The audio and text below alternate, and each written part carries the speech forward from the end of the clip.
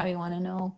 Okay, so let me just repeat that I've just, it's recording now, right? Yes. Okay. Yes.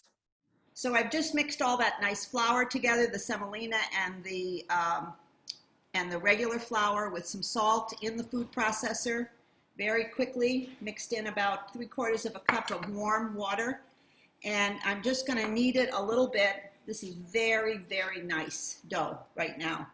It's a little tiny bit sticky, but I'm just gonna add a little more flour, and you don't have to knead it a whole lot, 5 minutes or so, until it's nice and smooth. And I don't, you know, I hope you've been playing with dough a little bit as we've played here.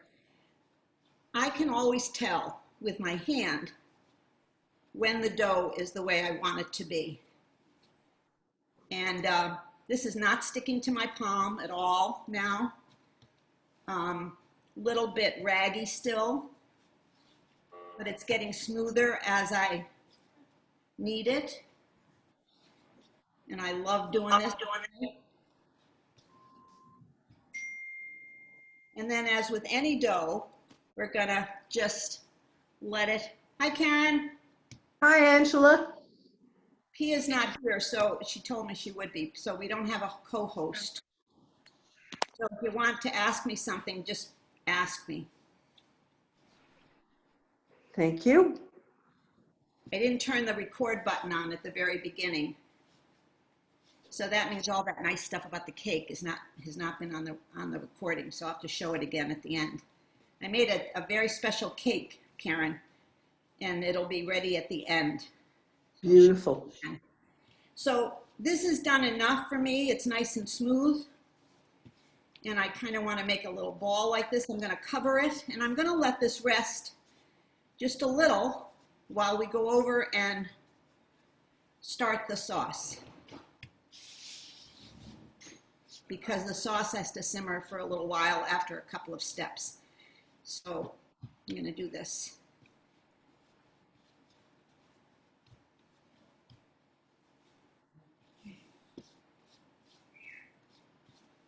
So that's a nice ball. This makes about 1.5 pounds of these, and it's plenty for a meal. And you can make these way ahead and then freeze them on a cookie sheet like I did last night. And then once they're frozen, put them in a really sealed plastic bag. So there's the dough.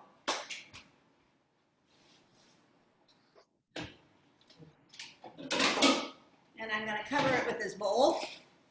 And just let it sit there and rest. And I'm gonna take you over to the, Angela, yes?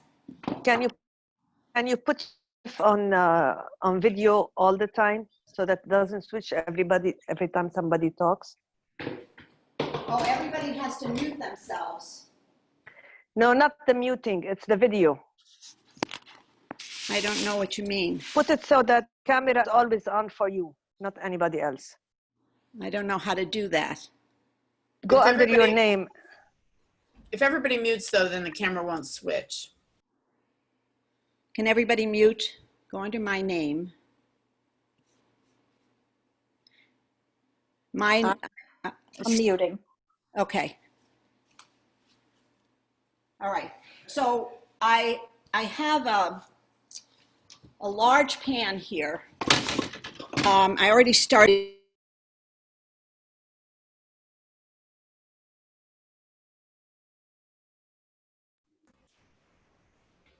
Angela, I think we lost your audio. Angela, we can't hear you.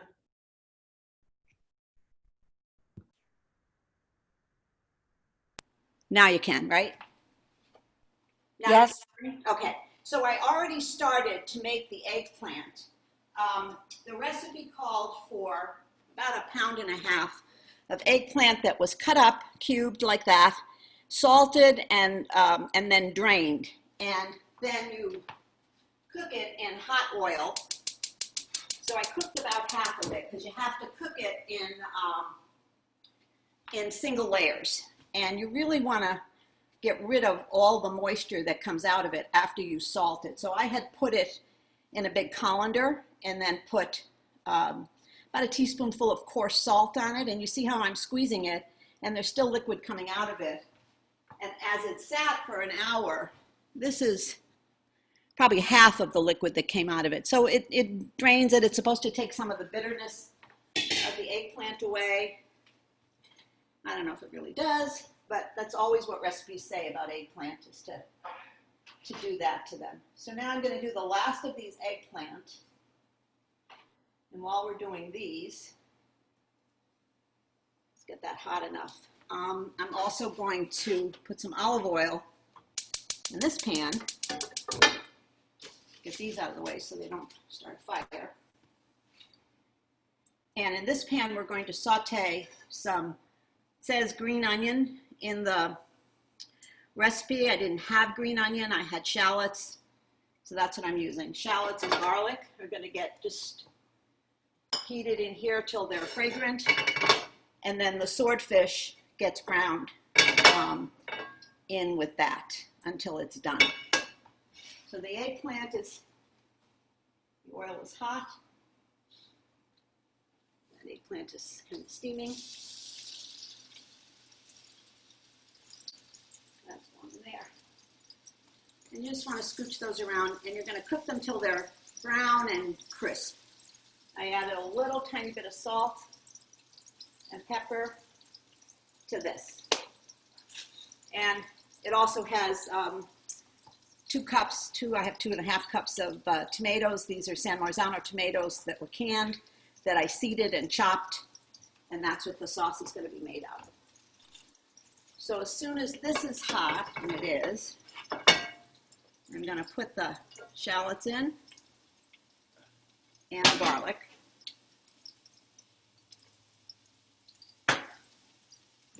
Those. Need anything in it? No, thank you, honey. Oh, actually, you want to get me the bag of Cavatelli out of the freezer? Yeah, Out of the freezer.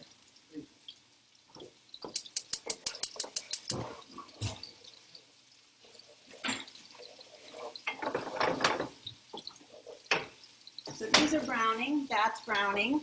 You don't want to brown this very much. You don't want to burn the garlic for sure. Thank you. So it's at about 30 seconds. And this is swordfish, fresh from my market this morning, my fish market here. We have great fish markets here. And I took the skin off and cut it into cubes about that big. So that's what's going to go in here. And these you want to just brown. And lowering it so that that garlic doesn't burn.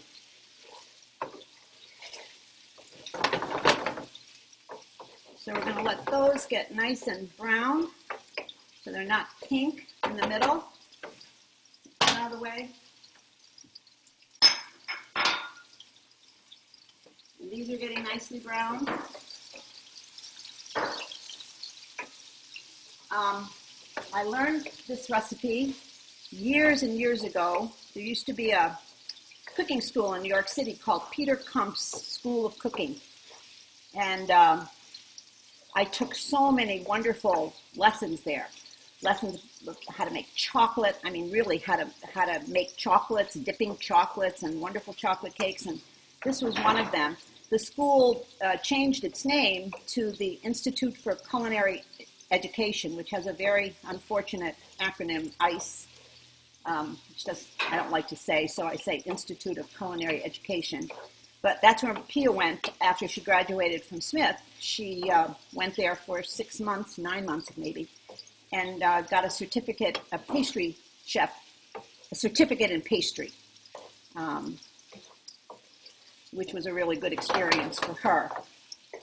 She did that not because she ever wanted to be a pastry chef, but she really wanted to learn more about the food industry because that was what she knew she was going to be working in some capacity. Being a pastry chef or being any kind of a chef or working in restaurants is among the hardest work you've ever worked in a restaurant as a waiter or a runner or a hostess or a sous chef or any of the jobs that you can have in restaurants, it is grueling work. It really, really is. I had a lot of years, not in nice restaurants, in Howard Johnson's and diners and catering halls. I worked in catering halls when I was in college. It's hard work. You can tell that the swordfish is like any fish. You know, it's pink in the middle. And I do not like swordfish raw at all, but it cooks really quickly. And I'm not going to cook it entirely all the way through because it's also going to sit in with the tomatoes at the end also. So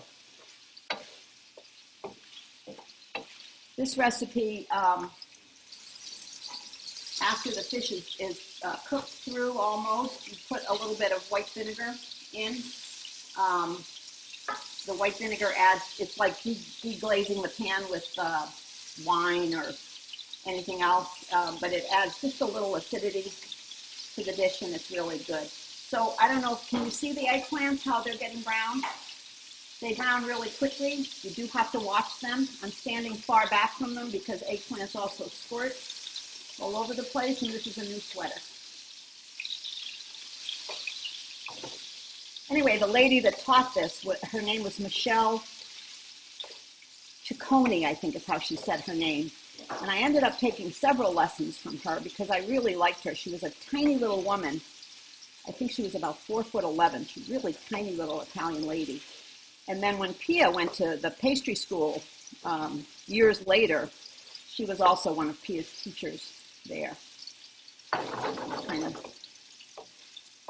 should move this pan, which has the water for the sauce, the pasta in it, out of the way so you can see better. Hot. So the fish is just about done. A little bit pink still in the middle. I'm going to let it go a little bit more. These are just about done.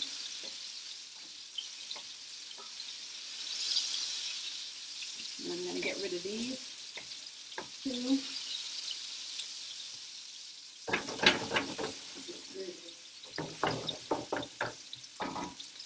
And into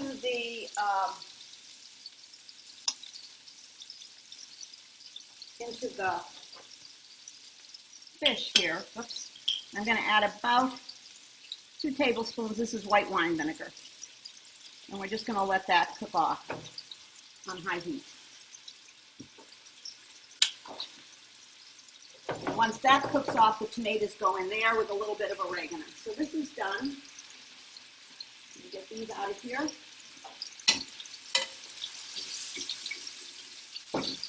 And to drain.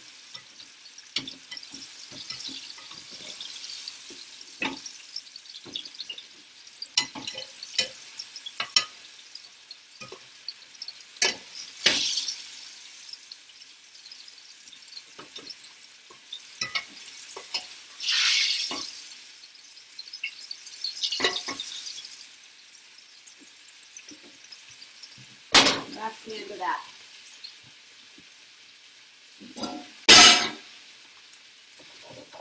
And this is just about done here. I'm going to a couple pieces of fish. Let me put a little bit more done. Whoops. And I'm going to put the tomatoes in here.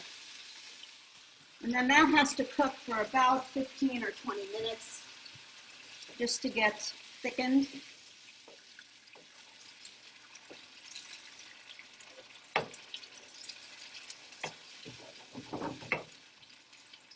Got some oregano, about a teaspoon, and some salt and pepper. Pepper, some salt, not too much pepper. You can also put a little bit of red pepper flakes in if you like a little heat.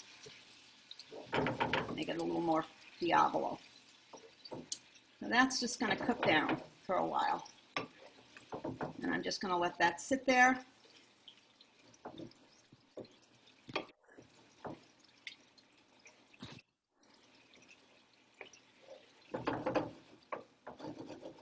and it'll simmer while we're making the pasta.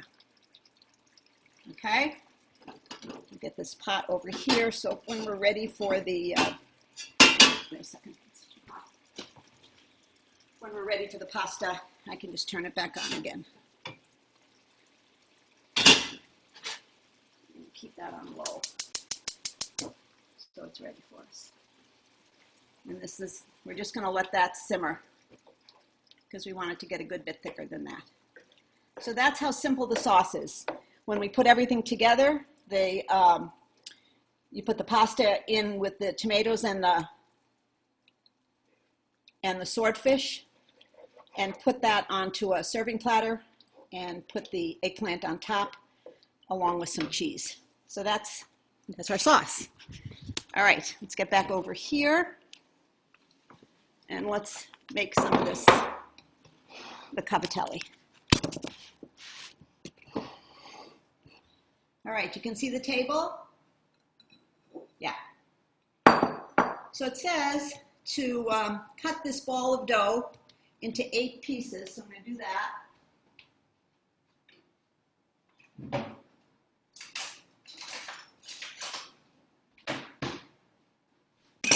Put a little more flour in here. It's so odd. I put exactly the same amount of everything in that food processor last night. Out of the same bag of flour, same amount of water, and the dough was absolutely different from this. Don't know how to explain it. So we're going to cut it into 8 pieces. This. Leave those like that. Start with these. You want to cover whatever you're not using so it doesn't get dry. And then we're going to make a rope, just like we did with the gnocchi. Make a nice long rope.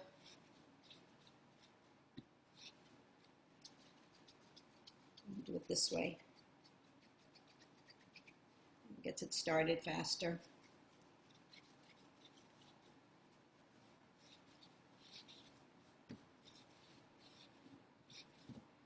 But the dough compared to the gnocchi dough is much, much stiffer, more substantial, totally different feel in your hand. And I don't have to worry so much about pushing it down because the minute I push it down, it snaps back up.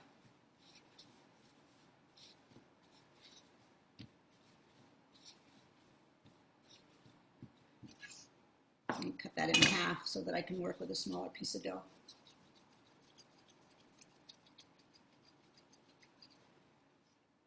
This actually, remember I told you last when we were making the gnocchis that you could use Play-Doh to practice that drag and curl, twirl business. This actually has something much more like the consistency of Play-Doh to it than the so there's a nice rope. And then you need to cut in about 1/2-inch pieces like this.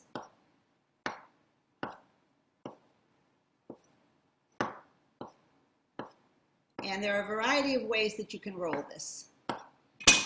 I have this wonderful little tool that you can get in any cooking store. Mine came with a little rolling pin that's really cute, but you might want a tiny bit of flour on it. But then you take a piece of dough like this, and it just rolls right off the dough, right off of it, and it has those nice little lines in it. I also found last night, and I'll show you later, that if I cut that rope on the diagonal, so this is really fun to do this. And I have to tell you that I am exerting a good bit of pressure down on this board because I don't want these to be fat.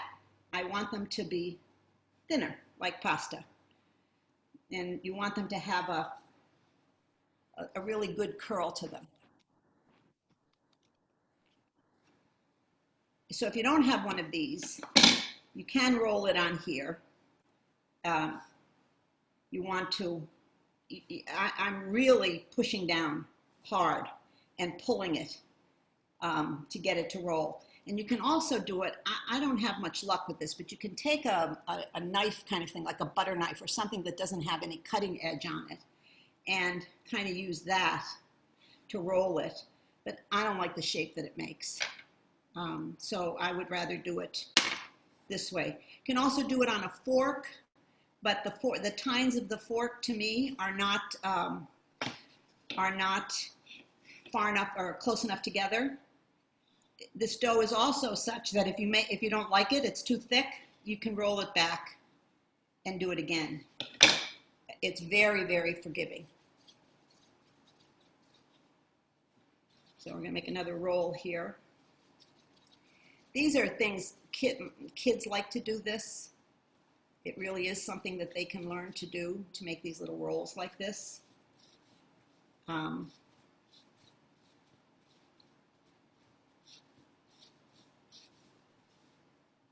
going to keep doing it till it's the thickness that you want it to be. So I'm kind of rolling it and stretching it as I roll till it's the way I want it to be. So I'm going to show you now, if I cut this on the diagonal this way and then pull it, I'll show you, against the board with the long, so it's a longer piece, I get a somewhat longer noodle, and that's actually better. The Cavatelli that you'll see in a bag in the supermarket are longer rather than short and stumpy. They have a longer shape to them like that. So it really is it's better to cut the rope diagonally like that. You can squish it with your fingers. You can do anything you want with this dough. Don't make the pieces too big either, because they squish out and you want it to be thin enough.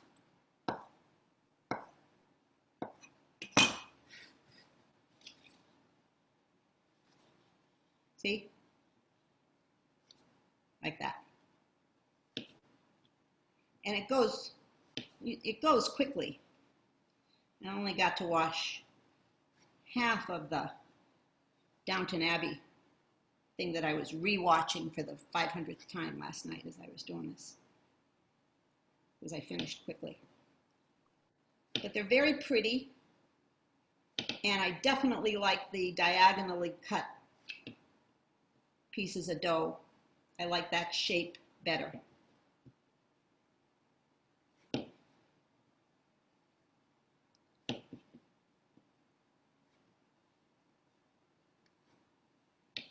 They are, and I have a cookie sheet here that's got a dish towel on it with some flour on it, and that's where so I'm taking one of these that I had made before because I didn't like it, and doing it again, all the ones that I did without the ridges. And I'm not being delicate at all. I'm really pulling that dough. But you want to get them on the board quickly because you don't want them to stick together like that.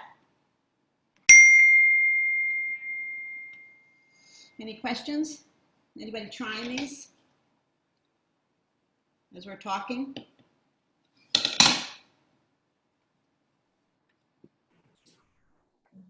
We're doing your manicotti recipe tonight. Ah, In fact, I should take it out of my fridge.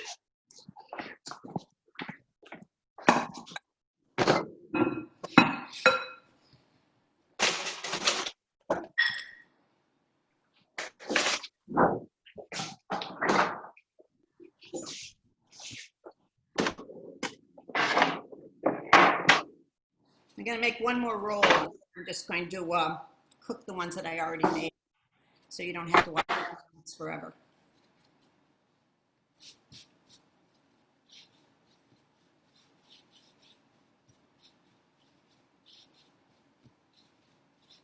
Angela, it's Therese. We've kind of gotten known for the manicotti. Now, I'm kind of sick of it. We are making meals for like first responders and shelters and stuff like that. So Manicotti. the making manicotti because it's easy to do. And then, you know, Make a big bunch of it. that's hilarious. But the other night we did it with the fried eggplant on top. Ah, You know, like make a deconstructed eggplant parmesan on top of the manicotti because we had to make oh my God. That's amazing. so, you know. But to do gnocchi or something like this, these people would have to be super special. And Yeah, I don't know that I'd want to cook gnocchi for a crowd. yeah, exactly. But it's been brilliant, so thank you. Okay, so I'm doing one more rope. Catherine, are you making them? Catherine was. Yes, sorry, I had to run back over. I do, you know, I always cook with you, and then Eric just came in and he said, when is dinner? And I said, well, 6:05. You know? So yeah, everybody enjoys it here. So, but for some reason I'm using a rounded butter knife to roll these, and they're coming out beautifully. And when I did the gnocchi, I really like struggled with the shape. So this dough must just be easier. Oh, it is. It's Yeah. way easier, way easier. I can see I have to do another how you say gnocchi lesson because people are still saying gnocchis and they're not gnocchis. Sorry, I got good at it the day you did it, and then I lost it. Gnaw. You have to say gnaw, gnocchis, like you say New York. Angela, what is that tool you're rolling the things on? It's actually a tool to roll gnocchi and cavatelli. That's what it's for. So what you look up tool to roll gnocchi? I'll send you a link. That'll be much better. Thank you very much. I'll send you a link. I don't know exactly what it's called. Pasta roller, something like that. Jane, I just sort of looked it up. If you Google pasta tools, Bath and Beyond has one. It begins with a G, I think. How do you say it? How do you spell it? I hold on, I closed it out. Let me tell you in just a second. And it's not very expensive. No, it's cheap. And I have to tell you, these ones on the diagonal, they're perfect. That's the perfect shape for them. So definitely cut the dough on the diagonal. It's called a garganelli. Garganelli. Oh yeah, because that actually, I think when garganelli is a pasta shape also. So you know, I think when you have lines in it like this, it's called garganelli. And I Okay. think without lines, it's called cavatelli. I think. Yeah, it doesn't have much detail other than it's So called. see how much I got out of just the two little ropes that I made, and I still have a lot of. So I'm not going to make these unless you feel like seeing me roll things. And I'm going to go back over to that stove now, and we're going to cook the ones that I already made. So I'll show you those. So let me move back over there. Excuse the view that you're getting now. I'm going back over here.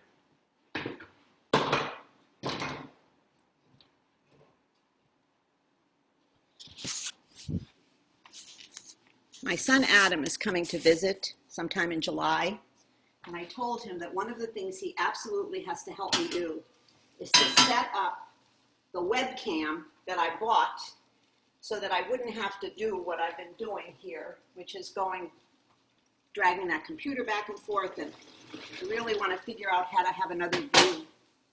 So this is the bag that I made and froze last night. They're all nice and frozen. Absolutely don't have to defrost them. They're going to go right into that water, which is boiling. And they'll cook relatively quickly. It's about a pound of them in there. Let's see if I can get that to come back up to a boil pretty fast. And this is nice and thickened, although it could be thicker. I'm going to do a little bit more.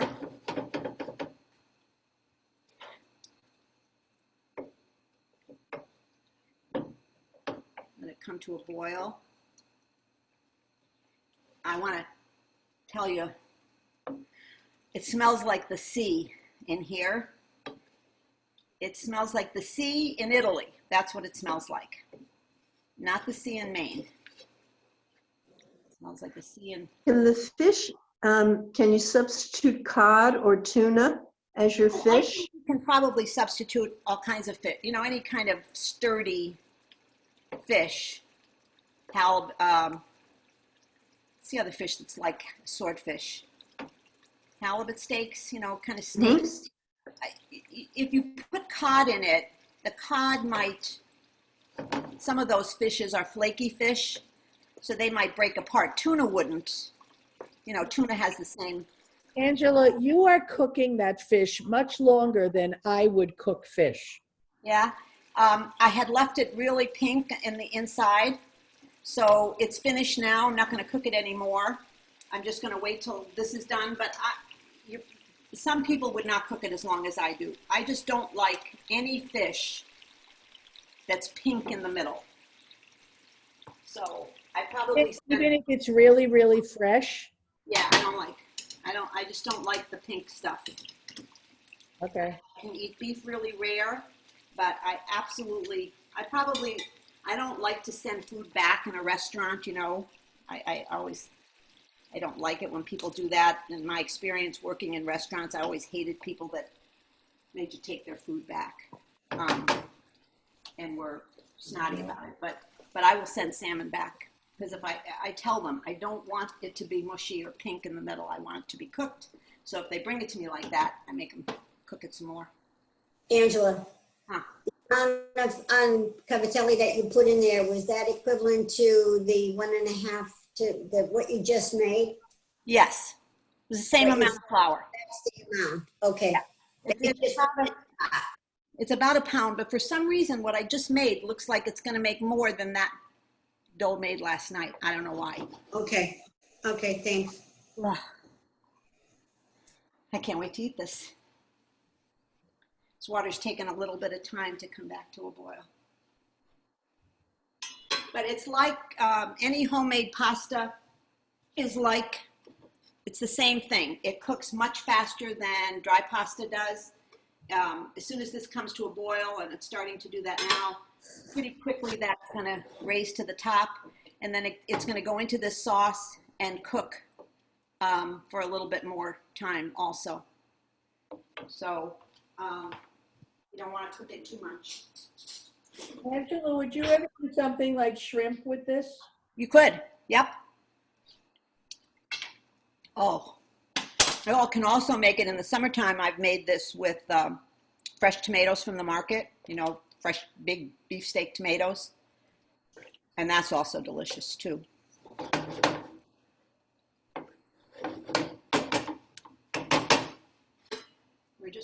They're all ready. Well, let me see if I can let you see it. They're already coming to, see how they are? They were all sitting down at the bottom of the pan, and now they're all coming up to the top of the pan. And just in a few minutes, I'm going to take those out of there and put them in here. Let me give them a little bit more. The thinner you can make that roll when you're rolling them, the better it is. That's good. A little bit more.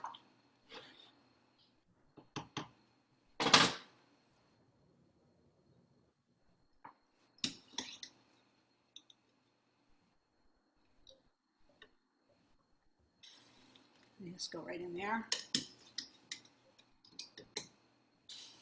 That.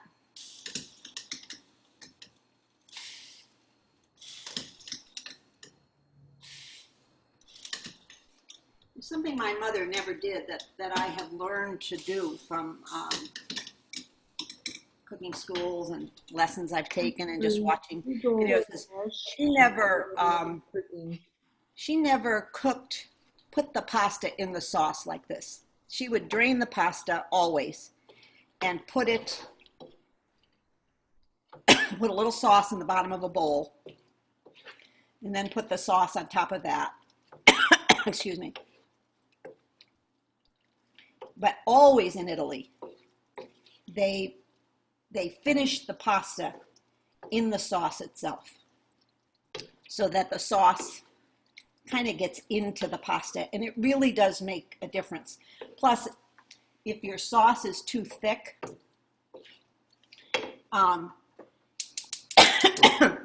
you can take a little bit of that cooking water, because it has some of the flour and semolina in it from the pasta, and it acts as a thickening agent. So that's this dish. Now I'm going to show you what we're going to do with it. Angela, can we see the pan? Oh, yes. I thought you could see it. Wait a minute. Thank you. There it is. So that's the swordfish and the pasta and the garlic and the shallots, and Where's the eggplant? it's coming. The eggplant goes, first this goes in the dish like this.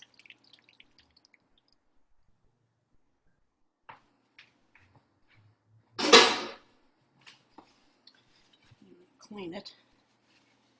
Angela, is the reason why you kind of fish the pasta, because you did this with the gnocchis too, if I remember right, you kind of fish it out of the water? Yes. Just dumping it in a big colander? Do you do that? So if you do need to change the mixture, that you have that water available to you? Yeah. Anytime I can fish it out rather than dump it, I do, because there are lots of recipes that ask you to put some pasta water in the dish, and I can't tell you how many times I've gone to the sink, dumped the whole pot of pasta water, and then remembered that I needed some of it. What you do is you take a cup of the water out before you dump. When, if you remember and if you have a brain, you do that. But if you don't have a brain and you're prone to forgetting, that's how this goes. And this asks for not Parmesan. Usually, I mean, a lot in Italy, if you put cheese on fish, they'll make you leave the restaurant. But a lot of the recipes that I do see that do ask you to put cheese on them, tell you to use Pecorino Romano.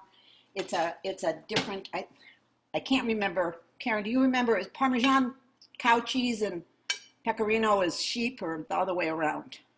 I think it's- Pecorino is sheep and Parmesan is cow. Okay, You so had it right. that has something to do with that. So there we are. That's the dish. Yeah, that looks good. Looks good, doesn't it? It smells great and it looks good. Okay. Beautiful. So now I'm going to show you the finishing of the surprise dessert. So here's this. Let's see if we can get this. So there's that cake. And I stopped, I didn't start recording right in the beginning. This is a very tender white cake made with cake flour rather than regular flour. And then a meringue, just like we made the meringue for the pavlova, only the meringue and baked at the same time as the cake. And now it's all crackly. And then that's a mixture of heavy cream and sour cream and vanilla. Oh, the other interesting thing is that the cake the berries have sumac in them, which I have never used in a recipe before. You get the berries. So this is a mixture of raspberries, black raspberries, and strawberries, and it has lemon in it, and it has sumac, which is a lemony tasting substance, which I've never used before. So then this, can you see what I'm doing? Just gets dumped, just like on the pavlova, all over the top of this cake, like this. And I am dying to see what the meringue is like when it has cake on the bottom of it. So there we go. I'm gonna make a salad, and that's dinner tonight. Beautiful. Is this a Southern recipe?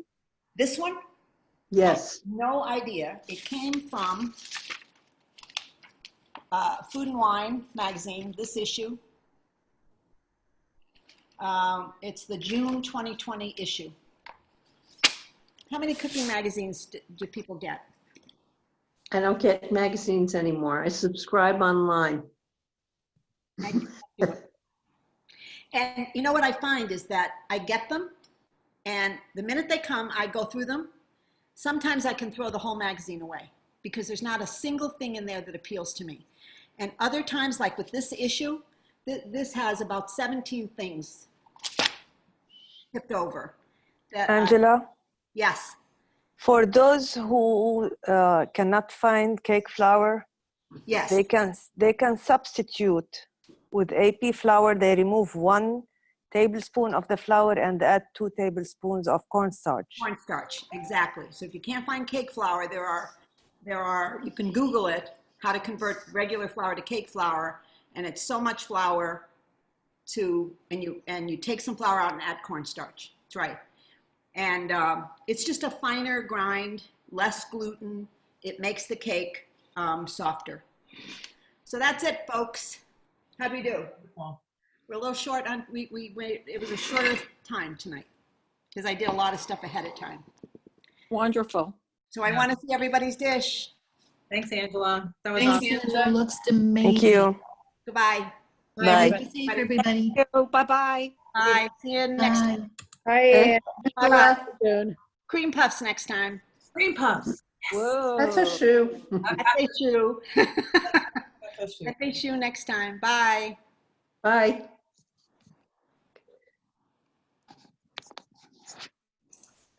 Bye-bye. I stop recording.